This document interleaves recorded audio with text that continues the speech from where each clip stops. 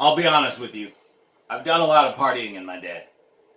And there's not a lot of things worse than waking up the night after a party.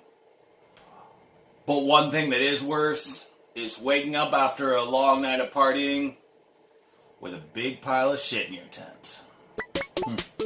This is going to be a weird one. I don't know. I've seen a lot of vlogs.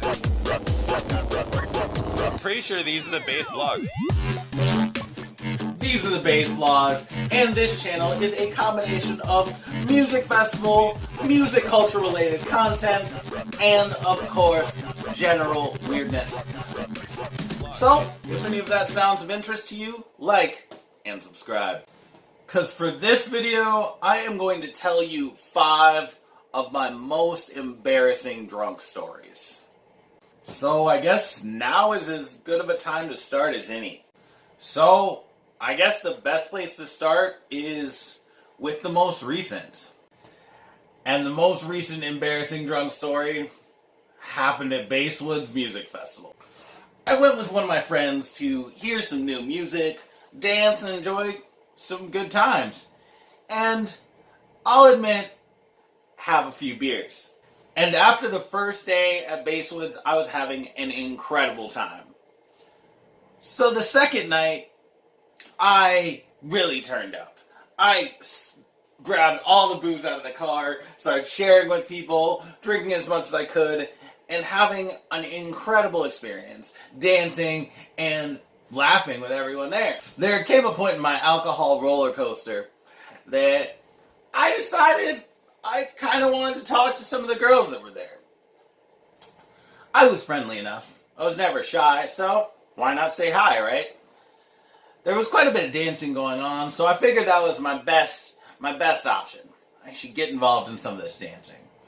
Now, I'm not normally one to dance, but when quite a bit of liquor is involved, why the heck not, right? I looked closer to the stage and I saw a gorgeous young lady dancing, some killer tight pants, just slaying it on the dance floor. She was super focused on the music, just vibing, having a great time. And so I thought to myself, you know, even if I don't talk to her, this girl is having a lot of fun. So, I walked up to this girl. At this point, I realized that the young lady who had attracted my attention had a beard. At which point, I immediately awkwardly walked back to my spot, absolutely amazed at what had just happened to me. She was the best dancer up there. I don't even care. Say something crazy. I will take this moment to say I never had the opportunity to speak to this young lady about what gender she prefers to identify herself as, whether it was a specific costume or whether she was going through some sort of a transition. But I'll admit, that was a surprise. Hopefully after that first one, you're starting to get an idea at the level of embarrassment we're talking about here. But let's go a little bit farther back into the past. Actually, just a few weeks earlier than that event. Let's talk about Bonnaroo Music Festival 2019. Yet again, it seems that the ladies and the alcohol are a bad combination. Because it was the last day of Bonnaroo. I had a great time chilling with our friends and even our neighbors, because Bonnaroo is one of the friendliest festivals I've ever been to.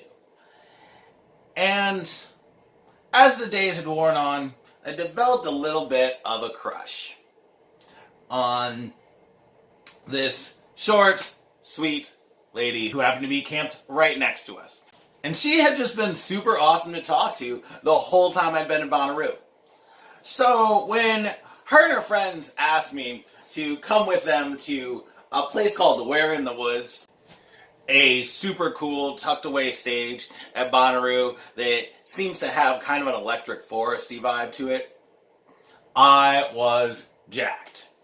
But the problem was, when she asked me to go to this, it was already pretty late at night. And I'd already been wilding for quite some time. So at about 2 a.m., I walked to Where in the Woods with my Bonnaroo dream girl. We wilded out. We had a super good time dancing, having fun, talking. Everything was really amazing. Probably less than 3 hours later, I was woken up by way too much noise. Or it was the leaving day of the festival. Everybody was getting ready to leave. So I opened up my eyes. So I rubbed my eyes and sat up in my tent. The smell was horrendous.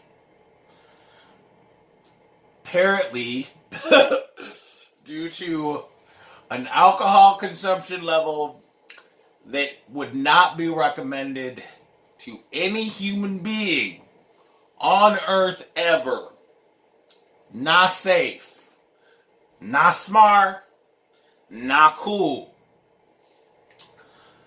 I had needed to relieve myself during the night and apparently not been able to wake myself up. So there was a little bit of shit. There was a little bit of shit in my shorts. And I can't even begin to explain to you how terrifying it was, how stressful it was, trying to figure out how I was going to get rid of this problem before my friends found out. Obviously, they know now. I told them a long time ago, but in that moment, I certainly wasn't ready to deal with the embarrassment. So while they all yelled at me about how I should be ready to go, I awkwardly crawled out of my tent, walked to the nearest bathroom, with a spare pair of pants, of course, and threw away my shorts. So on to number 3. Now luckily for this one, there were no girls involved. So maybe it wasn't quite as bad. This one was at Scamp Music Festival in 2017, I believe. Me and one of my best friends, the legendary Wook Jesus, you've probably seen him in the videos. We had finished attending all the shows that we had planned to that night, and we decided to go to the car to pick up some of the liquor that we had brought with us. And it was kind of a little bit of a walk, so we got into a pretty good conversation. So once we got to the car, we naturally decided, well, shoot, let's just have a couple shots here before the long walk back. And then we kept talking, and kept talking, and kept drinking, and kept talking, and kept drinking, and eventually we got pretty messed up.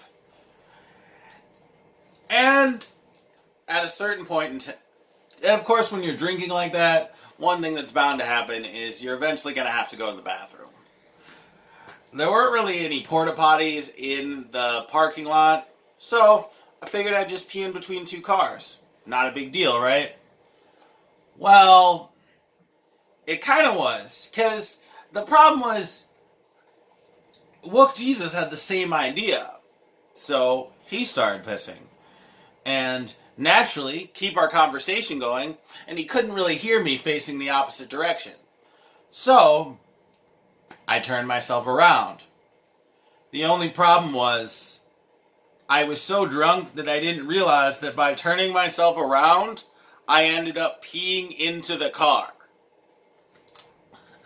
Look, Jesus realized this, scolded me, and laughed at me hysterically, at which point I attempted to clean up the car with water bottles and paper towels. Number 4. Number 4 was my second music festival ever. Written right here on the arm, it appears that was the Gathering of the Juggalos. Now, the Gathering of the Juggalos is probably one of the most wild music festivals on the planet. Wilder than Lost Lands, wilder than Bonnaroo, wilder than anything else I've attended, really. So, you're bound to get a little bit messed up there if you want to. And As a young 22-year-old, I certainly wanted to. So a little bit of background about the gathering. One of the best things about the gathering is, since a lot of the artists are smaller underground rappers, they actually enjoy the festival enough that they choose to camp there right along with their fans. So it wasn't that surprising when we saw Spade Ripper, a somewhat popular rapper that we were pretty big fans of, just chilling there at a campsite. He was selling quite a bit of really cheap beer, I remember, and I was pretty excited to see him in person.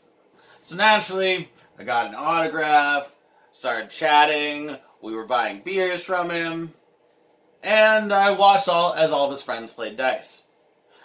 As I got to know the dude better, I started to get involved in his dice game.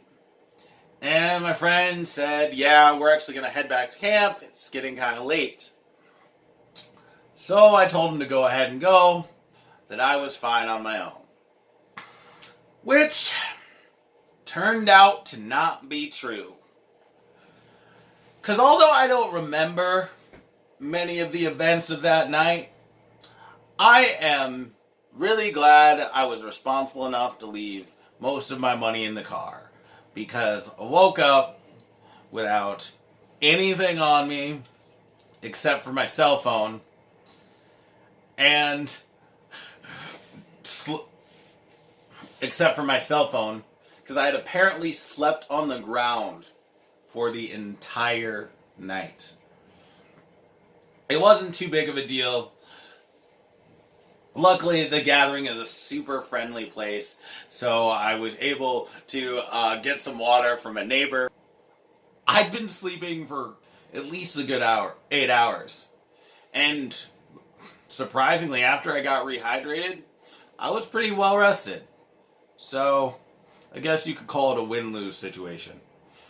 A lot of people have asked me since then if I think like Spade Ripper and his friends robbed me or what I think happened. And I don't think that at all. They were playing dice.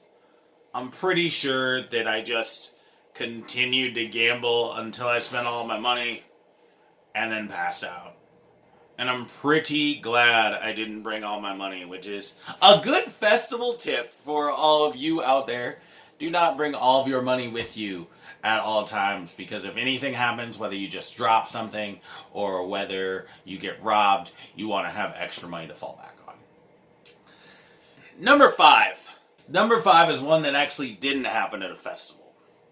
Number 5 is one that happened when I was probably about 20 years old. I had just moved to a new neighborhood while I was attending college, and I didn't have a whole lot of friends, so I ended up spending quite a bit of my time at my neighbor's house. Him and about 3 of his friends had a place together, and they used to throw some pretty sweet parties. One night, I was over there drinking quite a bit, probably too much, and when the night finally came to an end, they told me they were headed to bed, and that I should probably head back to my house. I didn't really feel like I was done with my night. I've always been kind of a night owl. So, as I got up to leave, I was trying to think of somebody I might be able to hang out with. So, I walked out of his door by myself. And that's when it got stupid. So, I look outside and look back at my house and think about how boring it would be to go to bed right now, and think about how much more fun it would be to hang out with somebody else. And then I saw our other neighbor's house. Our other neighbor was 2 older women, probably 35 or 40, who were married to each other. And for whatever reason, I can only imagine, I grabbed my bottle of vodka and I went to their house at 2:30 in the morning, knocked on the door, and asked them if they wanted to hang out. To which they awkwardly stared at me, giggled slightly, And the one who answered the door told her wife to call the police. To which in my defense, I point out, I don't even think that I did anything illegal. Like, I knocked on their door. I don't know if there's like a noise ordinance for knocking on people's doors, but I didn't do anything that was illegal. So they were in no way was I planning on like harming them. I just knocked on their door. But the part of it that got the weirdest was they were my neighbors. So the next morning I had to like see them. And I'm like, I didn't even know what to say. I was like, yeah, sorry I knocked on your door. I just was checking if you wanted to party. And she shook my hand and was appreciative. She laughed a little bit. So anyway, those are my stories. I'm sure all of you are thinking right now, why do we take advice from this guy? Why do we trust this guy to give us advice to get us through festivals? And I say that is because I make these mistakes so you don't have to. I'm out here saving lives. I'm out here saving the world day in and day out. Do you want to pass out on the ground? Watch the bass vlogs. Do you want to almost get arrested for trying to talk to your lesbian neighbors? Hope not. Watch the bass vlogs. Do you want to try to dance with someone and then later find out that they weren't the gender that you originally believed that they were? Well, if you don't want that, you better watch the bass vlogs. Because that's the only way that you are going to prevent these things from happening to you. Unless you just don't drink. You could probably not drink, which is actually what I am going to be doing at the Excision show that I am attending on the 15th. So definitely watch out for that.